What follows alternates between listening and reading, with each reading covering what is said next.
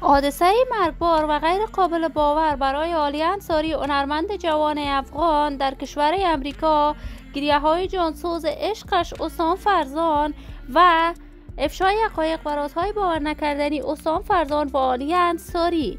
حسام فرزان در کدام کشور است؟ عالی انصاری به چی خاطر به امریکا زندگی میکرد؟ اولادهای عالی انصاری نزدیکی است. من در این ویدیو پیرامون حقایق همین ماجرا خواهم پرداخت، پس در ادامه با کانال دنیا اینفو باشید.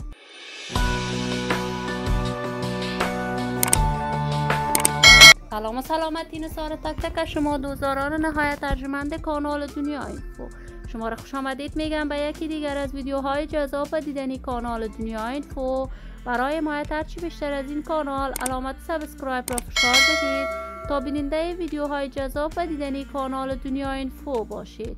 عالی انصاری، هنرمند جوان، یکی از چهره‌های محبوب و مطرح در هنر موسیقی افغانستان، علاقه‌مندان و دوستداران خاص خودش را داشته است. این هنرمند محبوب که شهرت خارق‌العاده‌ای در میان هنرمندان افغانستان این روزها کسب کرده است، با اجرای کنسرت‌های دوگانه‌ای با حسام فرزان و سرودن آهنگ‌های عاشقانه و شهرت و محبوبیت هنری‌اش افزوده است. عالی انصاری کنسرت‌های پی در پی در افغانستان برگزار کرد و کنسرت‌هایش بارها مورد حمایت افغان‌ها قرار می‌گرفت. اما این تازگی‌ها عالی انصاری به کشور امریکا با جاوید شریف کنسرت‌های مسلسل برگزار کرد.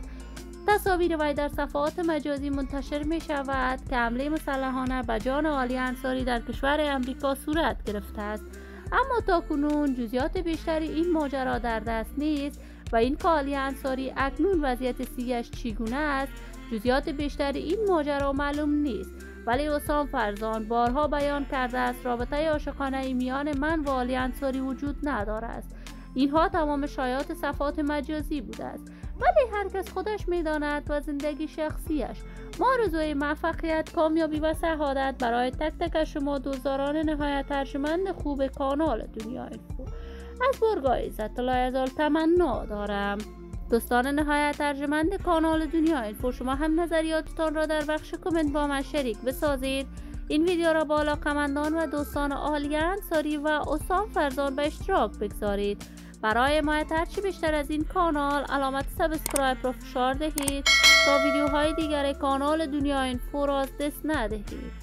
تا درود دیگر، بدرود.